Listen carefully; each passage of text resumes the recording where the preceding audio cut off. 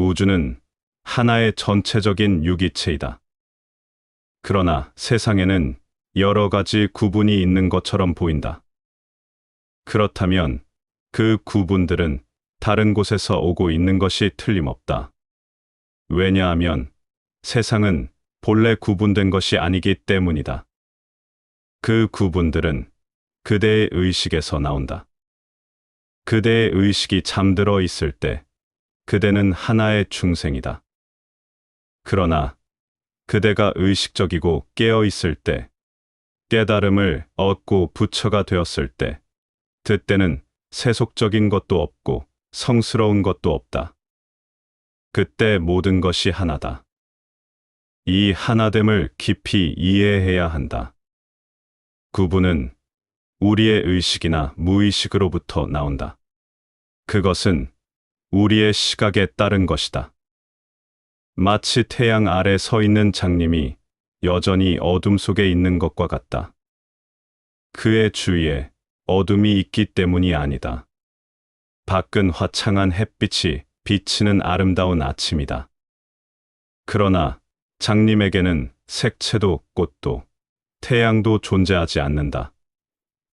그의 눈이 치유되는 순간 그는 놀라움에 사로잡힐 것이다. 전에 그가 보았던 어둠의 세계가 바로 지금 그가 보고 있는 빛의 세계다. 구분은 그가 장님이었기 때문에 생겨난 것이다.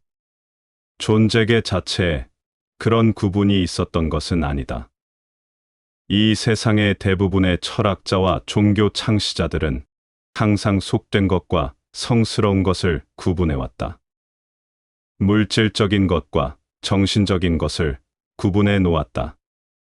그들은 존재계를 물질적인 것과 정신적인 것으로 구분하는 순간, 사람까지도 육체와 영혼으로 구분하게 된다는 사실을 알지 못했다.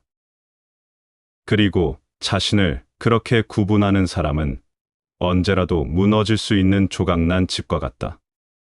내면이 분리되어 있는 사람은 항상 자신과의 끝없는 싸움 속에 있다. 그의 전 에너지가 자신과의 싸움에 소모된다. 그는 자신의 에너지를 아름다운 꽃을 피우는데 사용할 수 없다. 봄이 왔다가 가건만 그에게는 꽃을 피울 에너지가 없다. 그는 이미 지쳐 있다. 구분은 일종의 거세 행위다. 황소의 아름다움을 보라. 황소는 힘이 세고 독자적인 개성을 갖고 있다. 그는 자신의 길을 스스로 선택할 것이고, 이 길로도 갔다가 저 길로도 갈 것이다. 그러나 거세된 소를 보라. 그대는 황소를 거세시킴으로써 그 소의 아름다움과 에너지와 개성을 파괴했다. 그대는 그를 무기력한 동물로 만들었다. 그토록 원기왕성하던 동물을. 참으로 이상한 일이지만 인간에게도 똑같은 일이 저질러져 왔다. 세상의 모든 종교와 정치가들은 인간을 거세시켜 왔다. 그렇지 않았다면 인간 역시 거세된 소가 아닌 한 마리 황소의 아름다움과 위엄과 영광을 지녔을 것이다. 거세된 소는 하나의 비극이다. 거세된 소는 그의 자연적인 아름다움과 힘과 잠재력을 파괴한 모든 사람들의 범죄 행위의 결과다. 그러나 황소를 노예로 만들기 위해서는 어쩔 수 없이 그 과정이 필요하다. 왜 인간은 온갖 종류의 착취와 모욕과 노예제도를 참아왔을까? 그 이유는 간단하다. 에너지가 없기 때문이다. 그의 에너지는 어디로 갔는가? 그는 자기 자신과 싸우도록 교육받고 조건 지워졌다. 이 음모는 실로 교활하다. 자기 자신과 싸움으로써 그대는 자신을 파괴시킨다. 달마의 유일한 가르침은 그대 자신의 본성을 알라는 것이다. 그대의 본성은 분리되어 있지 않다. 그것은 성스럽지도 세속적이지도 않다. 그것은 물질적인 것도 정신적인 것도 아니다. 그것은 모든 구분, 모든 이원론을 초월해 있다. 그대 속에 있는 이 초월성이 바로 그대의 진정한 존재다. 그리고 그것은 엄청난 에너지, 넘쳐흐르는 에너지를 갖고 있기 때문에 요구하지 않아도 그대에게 모든 종류의 축복을 가져다 준다. 그것은 더없이 자연스러운 현상이다. 인간은 부자연스러운 상태로 몰아넣어졌다. 그의 불행, 그의 고통, 그의 지옥이 여기서 비롯된다. 부자연스러운 상태에 있는 것이 바로 지옥이다. 그리고 자연스럽게 그대의 본성을 따르는 것이 천국이다. 거기에 또 다른 천국이나 지옥은 없다. 자신의 본성을 알고자 하는 사람에게 이 달마 선어록은 대단히 중요한 의미를 지닌다. 왜냐하면 자신의 본성을 아는 것이야말로 궁극적인 지혜이기 때문이다. 그대가 한번 자신의 본성을 알면 선함과 아름다움, 우아함과 미덕, 이 모든 것이 아무런 인위적인 노력과 행위 없이도 자연스럽게 피어난다. 이것은 존재계 전체를 통틀어 가장 위대한 알입니다. 존재계와 하나가 되는 언어를 잊어버린 사람은 불필요하게 중생이 된다. 그때 거기에는 삶에 반대되는 죽음이 있다. 그때 모든 것이 반대편, 극단의 것을 갖게 된다. 거기에는 미움의 극단으로 사랑이 있다. 그러나 한 가지 근본적인 사실을 잊지 말라. 양극은 서로 자리를 바꿀 수 있다는 것이다. 사랑은 미움이 될 수 있고, 미움은 사랑이 될 수 있다. 그대들 모두 이것을 잘 알고 있다. 우정이 적대감으로 변할 수 있고, 적대감이 우정으로 변할 수 있다.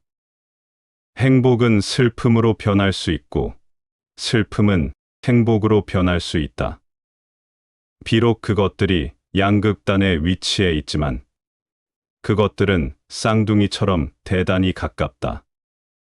상황이 조금만 변해도 하나가 사라지고, 반대편 것이 그 뒤에 나타난다. 그래서 그대는 초월을 기억해야 한다. 존재계는 초월적인 것에 속해 있다. 그것을 나누지 말라. 그러지 않으면 그대는 계속 이원론으로 고통받게 될 것이다. 부처는 좋은 운명이나 나쁜 운명에서도 자유를 찾아내는 사람이다. 깨어있는 사람에게는 성공과 실패가 중요하지 않다. 그는 자신이 유명인이든 혹은 자신이 힘 있는 사람이든 아무것도 아닌 하찮은 사람이든 전혀 개의치 않는다. 깨어있는 사람에게 이러한 모든 이원론은 전혀 중요하지 않다. 깨어있음이야말로 가장 중요한 보물이기 때문이다. 그것을 가지고 나면 그대는 다른 어떤 것도 바라지 않는다. 한 나라의 대통령이나 수상이 되기를 바라지도 않는다. 야망을 쫓아서 끝없이 달리는 사람들은 축구 선수의 지성밖에 갖지 못한 사람들이다. 경기의 이름은 다르지만 실상은 똑같다. 그들은 끊임없이 고통을 맛본다. 성공한다 해도 그들은 고통스럽다. 내일도 그 성공적인 지위를 지킬 수 있을지 걱정되기 때문이다. 처음에는 그들은 성공하지 못했기 때문에 고통을 느낀다. 이제는 다른 사람들이 그들의 발목을 잡아당기고 모두가 그들의 위치에 올라서려고 노리고 있기 때문에 또 고통스럽다. 권력의 자리에 오르는 것은 가장 기분 좋은 일이다. 따라서 모두가 그대를 끌어내리고 대신 그 자리에 올라서려고 한다. 그대는 무슨 일이 일어나든 그 자리에 꽉 매달려 있어야 한다. 성공한 사람의 삶은 평화로운 삶이 아니다. 그리고 성공의 경우가 이러하다면 실패의 경우는 쉽게 짐작이 갈 것이다. 좋은 시절의 상황이 이러하다면 나쁜 시절의 상황이 어떠할지 그대는 이해할 수 있을 것이다. 그러나 깨어있는 사람에게는 그 모든 것이 똑같다. 성공은 그냥 왔다가 가고 실패도 왔다가 간다. 그대는 영향을 받지 않는 채로 초연하다. 모든 구분은 그에게서 아득히 멀다. 그의 힘이 그러하기 때문에 그는 행위에 얽매이지 않는다. 이제 그는 초월적인 시각을 갖고 있기 때문이다. 그것이 세상에서 가장 위대한 힘이다. 그것은 누구를 지배하는 힘이 아니라 그대 안에 내재해 있는 힘이다.